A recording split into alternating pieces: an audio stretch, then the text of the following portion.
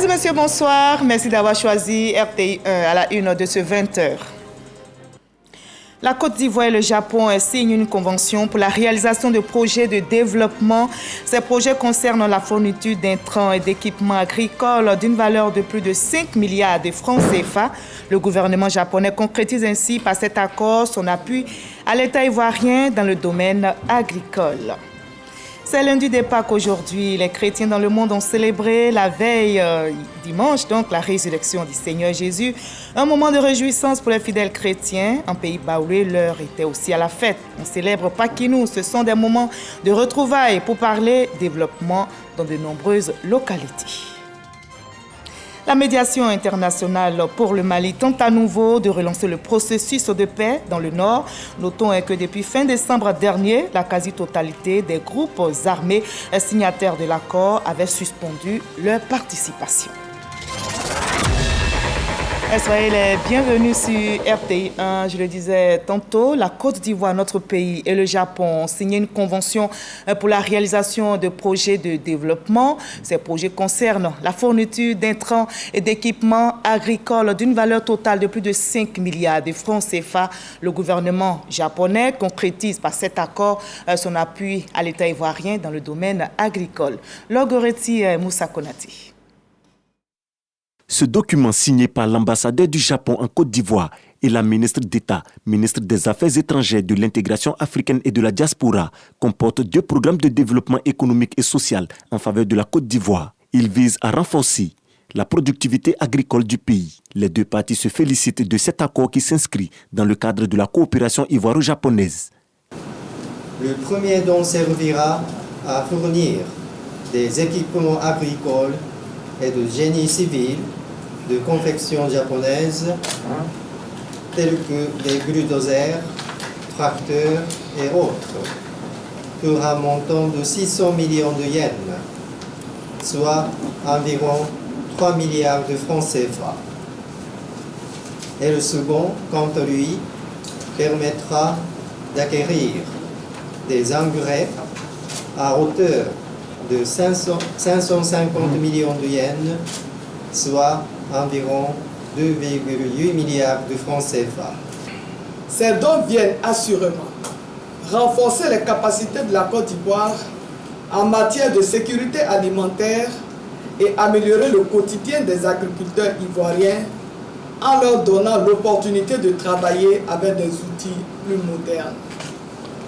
C'est pourquoi, au nom du président de la République, son Excellence M. Alassane Ouattara, je voudrais saisir cet instant solennel pour adresser au gouvernement et au peuple ami du Japon nos sincères remerciements et notre profonde gratitude pour cette importante contribution au développement du secteur agricole ivoirien.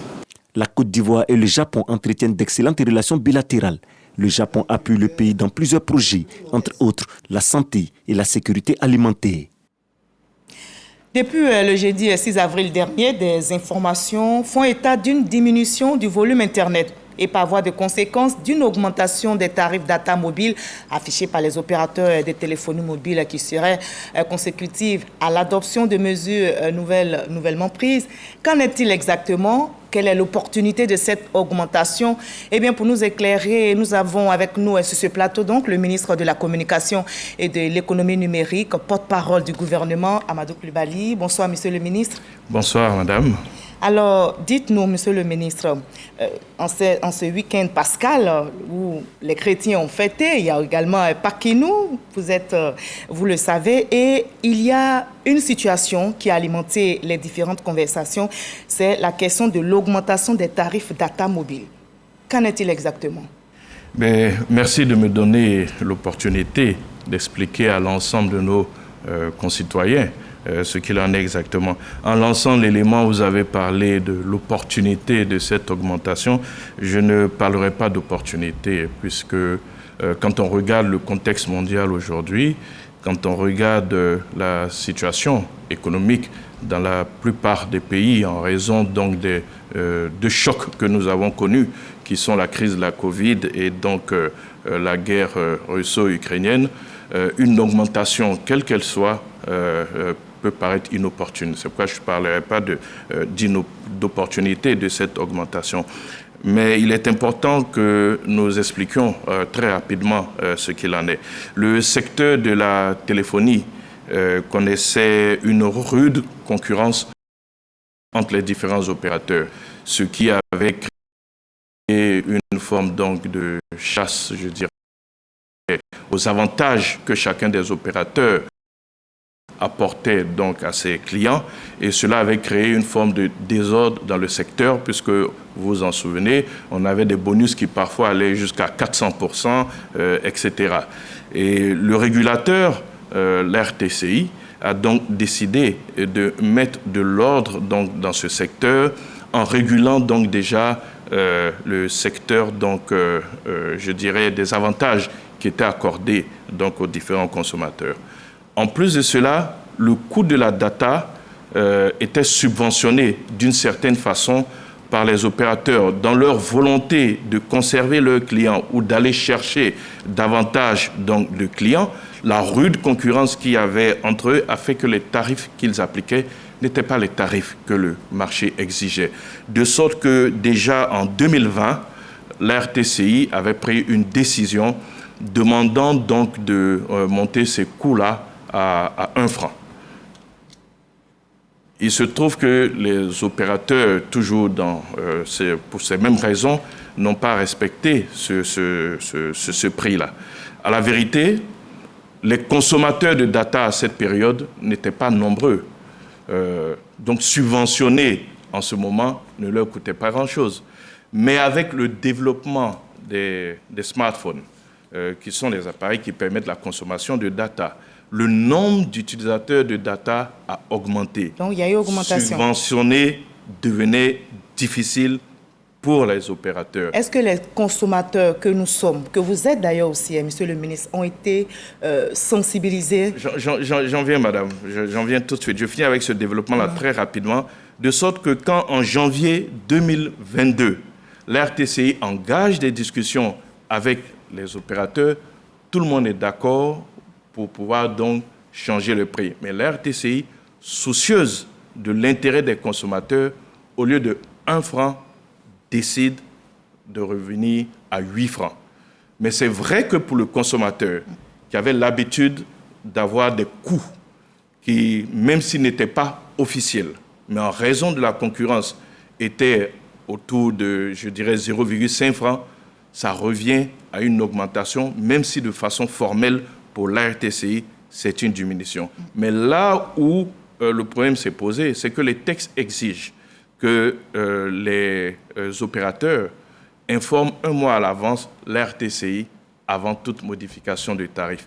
Mais dès lors que la décision qui a été arrêtée en janvier 2023 fixait comme date de mise en œuvre le 6 avril 2023, les opérateurs ont estimé qu'il n'y avait pas lieu d'informer, ce qui était une forme de violation. Et ça donne l'impression que la RTCI a pris parti pour les opérateurs que de prendre parti pour les consommateurs. Et d'ailleurs, la RTCI a réagi, puisque aussitôt, c'est le 6 que la décision est rentrée en application, dès le lendemain, le 7, la directrice générale de la RTCI a écrit à tous les opérateurs pour leur demander de revenir à la situation ante.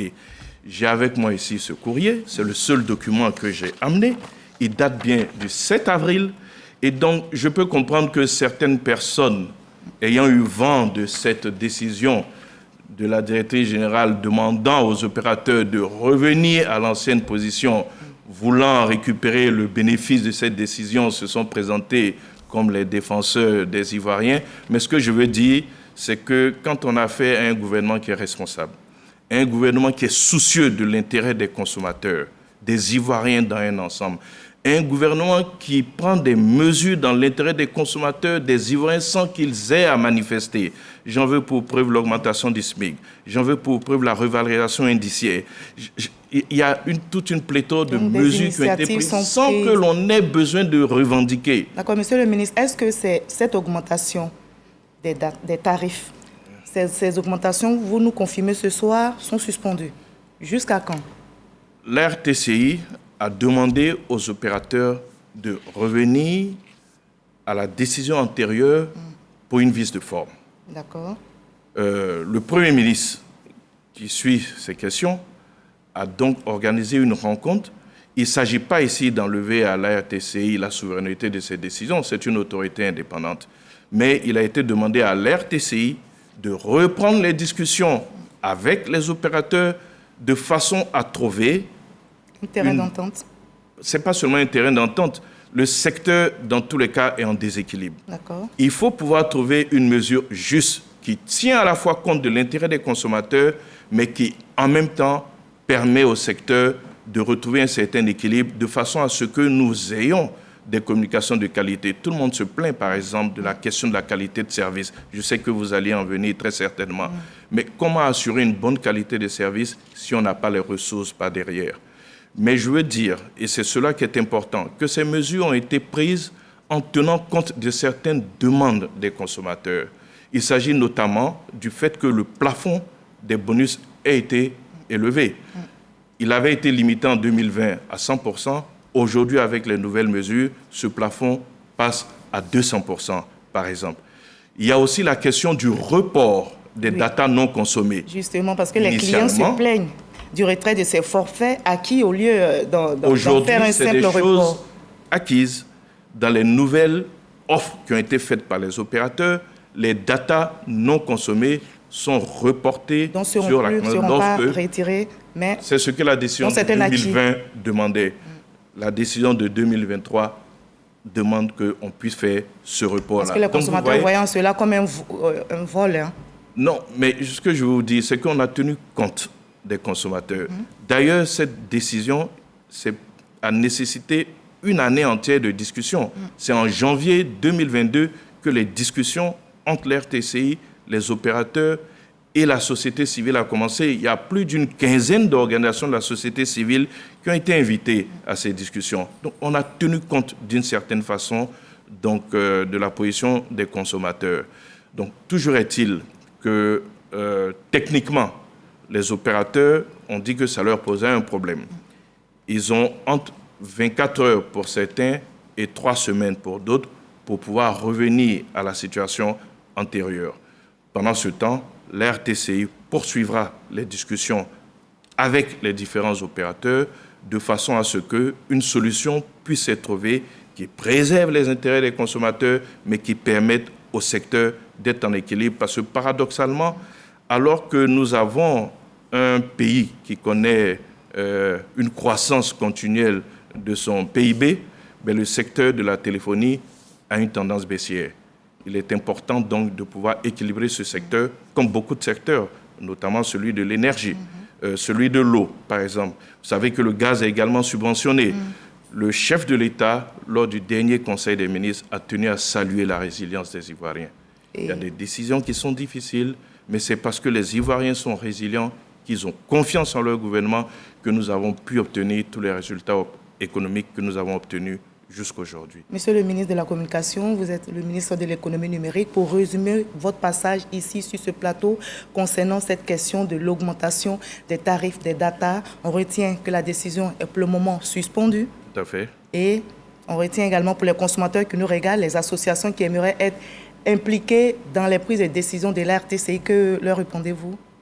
Pour terminer. La RTCI a consulté, je vous l'ai dit, pendant 1 an, certaines associations de la société civile. On ne peut pas les consulter toutes, donc il faut le dire, il faut être honnête, mais leur avis a été pris en compte. En tout état de cause, il y a une seule chose que je demande à nos concitoyens, c'est de faire confiance au gouvernement qui applique la vision du chef de l'État, qui est celle d'une Côte d'Ivoire solidaire. Il n'y a pas de raison que le chef de l'État indique cette voie d'une Côte d'Ivoire solidaire et que le gouvernement qui est chargé de mettre en œuvre la vision du chef de l'État n'entre pas dans cette vision et décide de punir les consommateurs d'une certaine façon. Faites confiance au gouvernement qui applique la vision du chef de l'État et les nouvelles mesures qui seront prises le seront dans l'intérêt de tous. Merci beaucoup, Monsieur le ministre. Message bien entendu. Merci d'être passé sur ce plateau pour nous éclairer. Je vous remercie. Vous restez pour le moment avec nous. On va voir ensemble ce lundi de Pâques aujourd'hui qui a été célébré. Les chrétiens, la veille, dans le monde, ont célébré la résurrection du Seigneur Jésus, un moment de réjouissance pour les fidèles chrétiens. Mais en pays baoulé, l'heure était aussi à la fête. Là-bas, on parle de Pakinou. Ce sont des moments de retrouvailles pour parler développement dans de nombreuses localités. Le président du Sénat, Jano Aoussou Kouadio, était dans le Ngban, c'est du côté de Didier Vie. Kader Soredogo. Pakinou.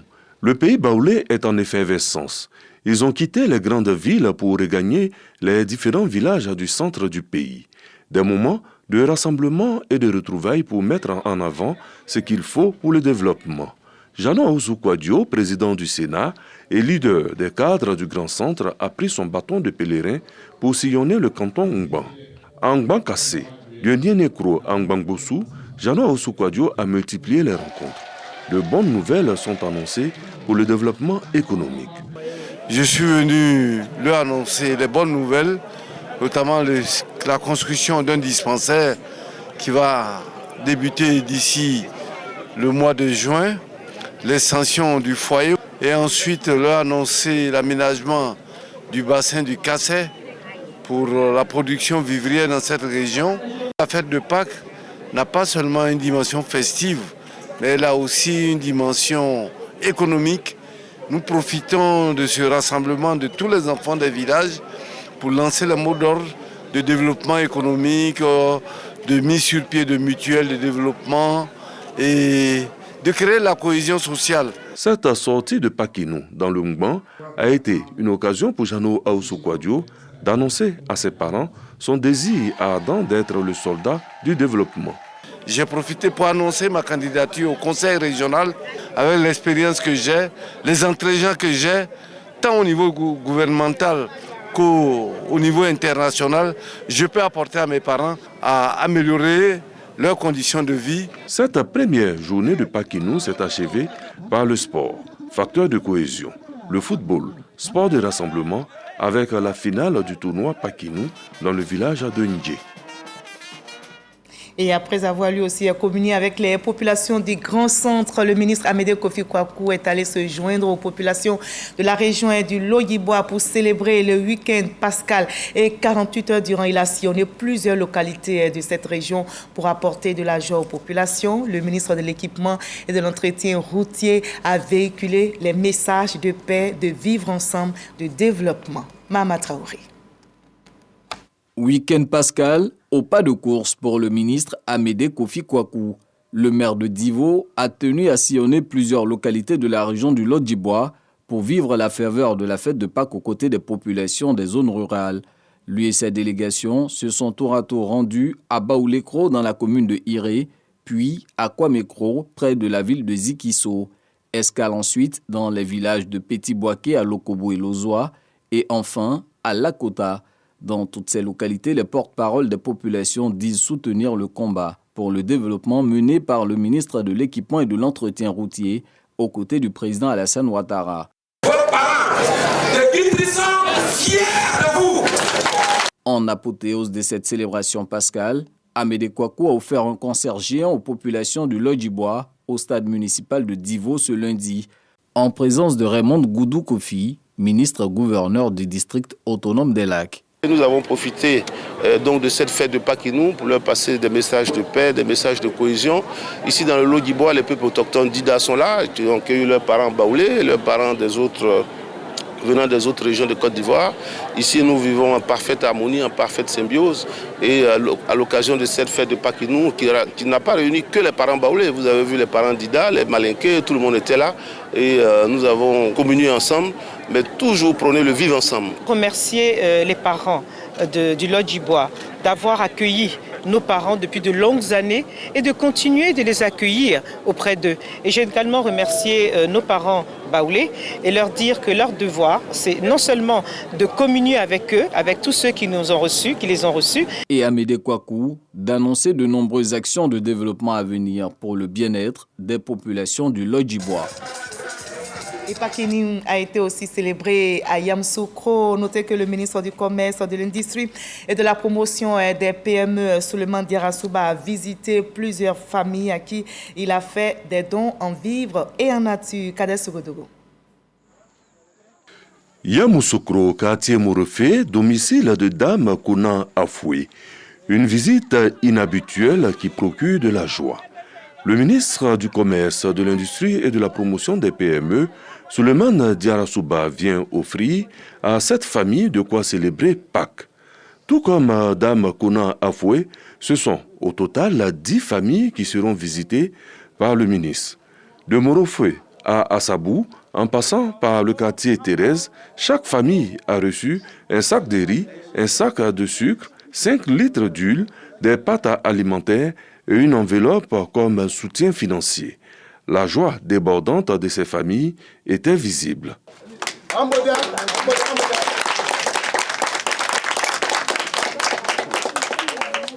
Pour le donateur, la Côte d'Ivoire solidaire du président de la République Alassane Ouattara est à tous les niveaux. Nous avons essayé de choisir en fait des familles vulnérables dans tous les quartiers de Yamoussoukro pour partager et mettre à leur disposition quelques vivres et un peu de moyens financiers pour qu'ils puissent passer la fête en famille, qu'ils puissent passer la fête dans le bonheur et dans la joie. À ces 10 familles heureuses de la ville de Yamoussoukro s'ajoutent les 21 chefs de village rattachés à la commune. Ils ont reçu chacun le même don. Voilà, et la fête de Pâques est un moment privilégié pour le peuple baoulé qui se retrouve autour d'une tradition culturelle appelée Pakinou. Et ceux qui n'ont pas pu aller au village se sont retrouvés dans des maquis baoulés à la recherche de l'ambiance du terroir, à la faveur donc de Pakinou. Généreuse Akwadio, Patricia Omouetia nous replonge dans cette ambiance de Pakinou. Des hommes et des femmes qui arborent des tenues traditionnelles, de la musique et des pas de danse du terroir baoulé. Ne vous y trompez pas, nous ne sommes ni à Tiébissou, encore moins à Toumoudi. Nous sommes à Abidjan, dans la commune de Yopougon.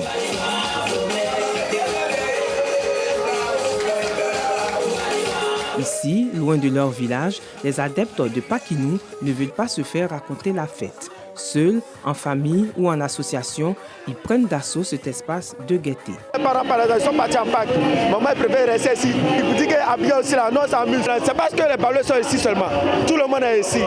Tout le monde est là, on s'amuse ensemble, c'est l'harmonie. Nous sommes des sœurs, nous sommes habillés pareillement pour venir s'amuser. Partout intéressant. Cette année-là, en tout cas, je trouve que ici intéressant comme qu'au village en tout cas. Je n'ai pas pu partir au village, donc nous sommes là. Donc on a décidé de venir au baoulé pour s'amuser un peu. C'est tranquille, c'est chic. Je suis bêtée d'ici, mais j'adore la tradition baoulé. Donc vraiment sans venir ici, franchement, peut-être que je tombe malade pour ne pas que je vienne ici. Si d'autres sont partis au village, pour ceux restés ici à Abidjan, en cette période importante pour la communauté baoulé, les raisons sont multiples. Mon village, nous fêtons chaque 2 ans. Donc, c'est l'année prochaine que nous allons fêter. Et comme c'est la fête de Pâques, nous sommes venus nous amuser au baoulé, le maquis des baoulés. C'est environ de 18h à là, on ne peut pas nous attraper. Hein. C'est comme au village. L'ambiance, vraiment, c'est l'ambiance du terroir. Et tous ceux qui ne sont pas allés au village, ils se retrouvent ici. Nous sommes là jusqu'à mardi matin. C'est un non-stop. Pakinou signifie en langue baoulé en Pâques. C'est un moment de retrouvailles qui est consacré aux réjouissances populaires et à des rencontres d'échanges en famille ou en association. Voilà, c'était Pakinou à Abidjan, reportage signé Généreuse Akwadio, Patricia Omouetia. Et on s'intéresse à présent à la première édition de la semaine socio-culturelle et commerciale dénommée Agua Festival Nana Agni de Brobo, une rencontre pour promouvoir les atouts économiques et le brassage intercommunautaire à Brobo. Espace Dibi Kouakou Georges, devenu pour la circonstance lieu de convergence des populations de toute la sous-préfecture de Brobo, venus prendre part à la première édition de la semaine socio-culturelle et commerciale initiée dans la localité. Dénommée Agua Festival Nana Agni, cette rencontre vise à faire de la culture du peuple Ali, sous-groupe baoulé, un moyen de cohésion sociale dans la commune de Brobo. Les organisateurs entendent également contribuer à la valorisation et au rayonnement de l'identité du canton Ali. cette semaine socio-culturelle et commerciale de Brobo va nous permettre de saisir tous les atouts touristiques et économiques donc, de ces 3 localités que sont Brobo, Mamni et Bunda, commune et sous-préfecture, pour donc, une restauration et un positionnement dans donc, la région de Gbeke. Le ministre des Transports, Amadou Koné, exhorte les populations à promouvoir les valeurs de paix et de cohésion sociale, tout en faisant de ce festival une vitrine de la culture du peuple Ali. Ce festival vient accroître les chances donc, de Brobo d'accélérer son développement. À tous les fils de Brobo, à tous les fils de Gbeke, lorsqu'il s'agit de développement de notre région, que vous vous mettiez ensemble. Il faut construire la paix, la stabilité, il faut conquérir le développement ensemble. Agua Festival Nanaani est à sa première édition. Cette semaine culturelle, qui s'achève le 8 avril prochain, est aussi meublée d'espaces ventes gastronomiques et d'un carnaval avec la participation d'artistes locaux. Voilà, le reportage de Boubacar Silla était commenté pour vous par Charlotte Tatou. Pakinou s'achève, le ramadan, lui, se poursuit. Et justement, la caravane de solidarité à l'occasion du ramadan initiée par le vice-président ivoirien au profit des personnes défavorisées vient de faire escale dans la région du Hambol. Des tonnes de vivres ont été distribuées, nous témoigne Kader Sogodogo. Mosquée centrale de Katiola. La caravane de solidarité du Ramadan, initiée par le vice-président de la République, Tiemoko Meïle Kone, est dans le Hambol. Les émissaires du vice-président Siriki Kone et Sabati Sissé vont visiter Dabakala, Nyakaramandougou, Tafiré, avec une mobilisation des cadres, au nombre desquels Aboussié Koulibaly, directeur général des impôts, et Karim Ouattara, directeur général du Burida. Après Tafiré, c'est la mosquée Rayan de la coquette cité de Badika qui va bénéficier de la générosité du vice-président de la République. Une tournée dans le Hambol qui va s'achever par Nidieka. Cette année, Tiemoko Meïle Kone, à titre personnel, a décidé d'offrir le Hajj à 20 musulmans. Les conditions sont bien définies. Dans le cadre du prochain pèlerinage, il nous a demandé de recenser dans les villes au moins une personne par ville. Une personne qui est très pratiquante, mais qui n'a pas les moyens de se offrir un voyage en Arabie Saoudite pour aller mettre les yeux sur la Kaaba. Il laisse le soin aux locaux de lui désigner quelqu'un. Et c'est ce que nous avons fait. C'est un de nos vœux qui vient d'être réalisé par le biais du vice-président. Nous ne faisons que louer le Seigneur et dire merci au vice-président d'avoir pensé à la communauté musulmane d'Abakala, à un de nos fidèles, afin d'accomplir le pèlerinage. Des actions saluées. Monsieur le vice-président nous a donné à manger, nous a aidé beaucoup donc pour le mois de partage. Nous rassurons le vice-président que ce don sera destiné aux plus démunis pour qu'ils bénéficient des avantages et des privilèges de ce geste. Son Excellence Kone Tiemoko Meïle, chaque événement qui concerne les sous-préfectures de Tafiré, Badika, Nyadika, vous trouverez discrètement ou officiellement Son Excellence, Monsieur le Vice-président. Cette année, il a décidé encore de faire parler son cœur. En ce mois de partage, un mois de solidarité, un mois d'appel à l'union et à la paix. C'est ça que nous avons compris comme le message. Après Abidjan, le Gbeke et le Hambol, la caravane va prendre la direction du district des Savanes, avec notamment Feke-Sédougou et Korogo. Et la charité s'accentue en ce mois de Ramadan. De nombreuses actions de solidarité sont menées. À Wangolo-Dougou, le député de la circonscription, Traoré Drissa, est aux côtés des veuves. 300 parmi elles ont reçu des kits alimentaires afin de faciliter la rupture au coucher du soleil. Kader Sogodogo. Wangolo-Dougou, la ville aux deux frontières. Mosquée sunnite assise au quartier Aviation. Il est 18h35, c'est l'heure de la rupture après une journée de jeûne. L'imam El Hadj Ahmed Sanogo et ses fidèles, pour la circonstance, bénéficient de la générosité et de l'esprit de partage du député Drissa Traoré qui offre une rupture collective. Bouillie chaude au lait, fruits et jus sont servis. Bien entendu, la joie est au rendez-vous. On a d'autres frères qui sont venus d'ailleurs, qui sont venus se joindre à nous pour faire cette rupture. Vraiment, nous ne faisons que remercier Allah subhanahu wa ta'ala et dire merci, grand merci aussi à l'honorable avec toute l'équipe qui l'accompagne ici. La population vit paisiblement grâce à ces efforts qui sont en train de mener aux côtés des autres autorités compétentes de ces pays, alhamdulillah. L'initiative est saluée par le maire de la commune. Ce genre d'initiative est noble et je pense que c'est ce que nous demande l'islam. La fraternité, l'union dans la cohésion, je pense que c'est ce qui peut faire vraiment avancer toutes nos activités. Qu'Allah nous donne beaucoup d'années pour qu'on puisse se retrouver dans d'autres mosquées, pour prier ensemble, pour communier, pour faire plusieurs ruptures. Après la rupture, place à la prière. À la mosquée sunnite, des prières ont été élevées pour la paix et la cohésion partout en Côte d'Ivoire. Voilà, et dans cette ambiance de solidarité, de prière, on continue de travailler.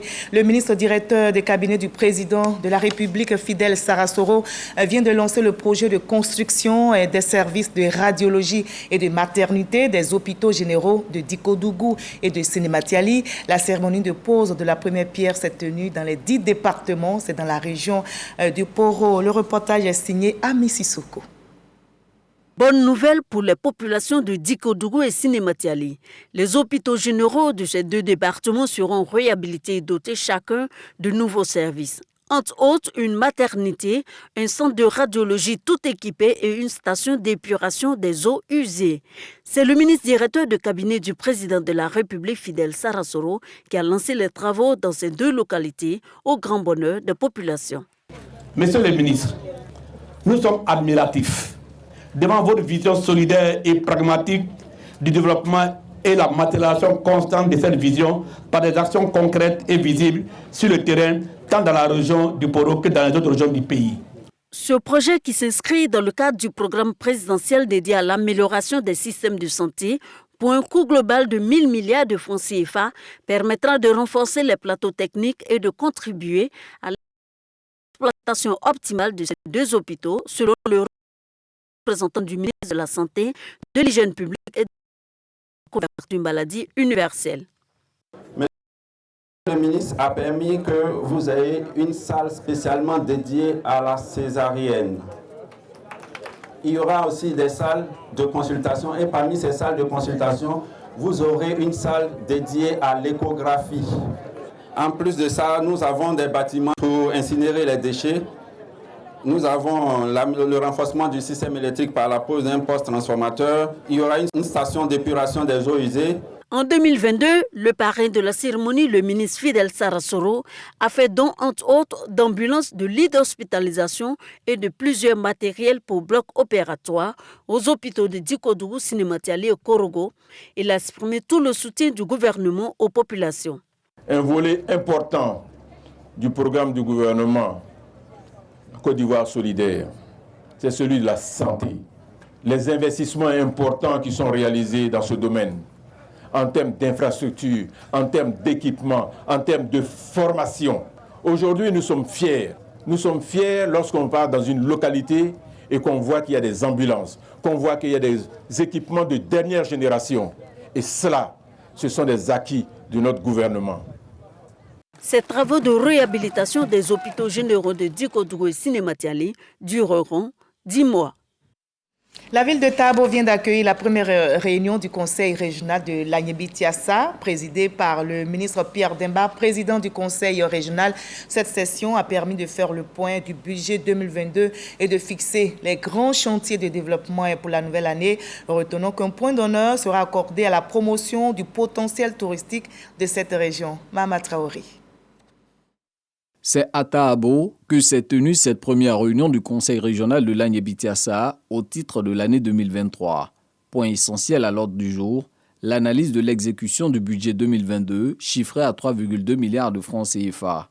Du bilan dressé par le président du Conseil régional Pierre Demba, il en ressort la construction de plusieurs écoles, centres de santé et la mise en service de nouvelles unités de transformation du manioc dans plusieurs villages. 6 sont actuellement opérationnels dans la région et l'ambition du conseil régional est d'inaugurer 9 autres d'ici la fin de l'année. Il est aussi prévu la réalisation d'autres projets d'envergure en 2023. Nous avons mis un point d'honneur à développer les activités touristiques dans les prochaines années, voir comment donc, des projets peuvent être initiés à travers un plan de développement que nous allons initier.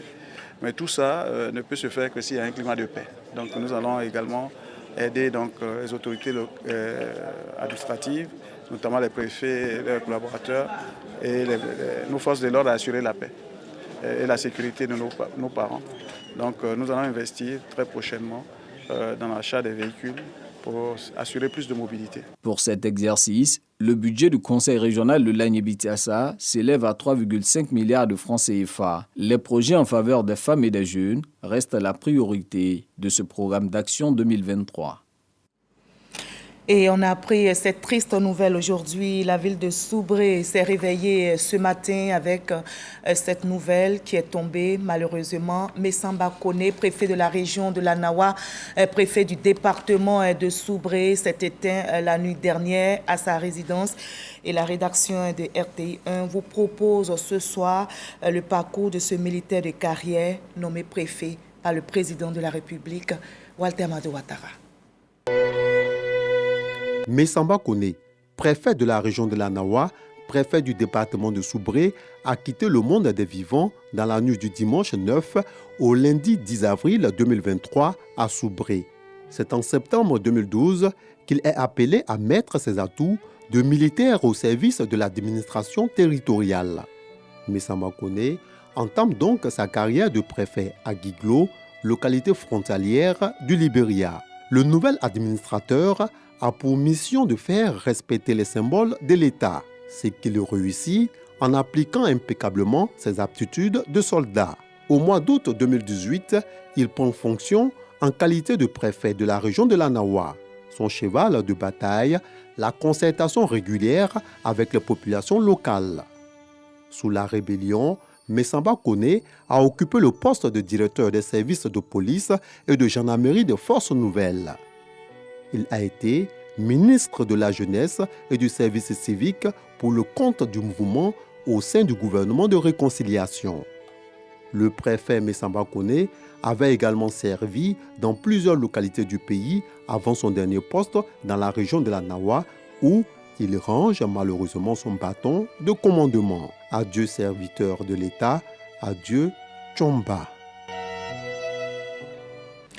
Et ainsi va la vie. La médiation internationale pour le Mali, dont l'Algérie est chef de file, tente à nouveau de relancer le processus de paix dans le Nord. Notons que depuis fin décembre dernier, la quasi-totalité des groupes armés maliens du Nord, signataires de l'accord de paix d'Alger en 2015 avec le gouvernement malien, ont suspendu leur participation à cet accord. Ils pointent l'absence persistante de volonté politique des autorités maliennes.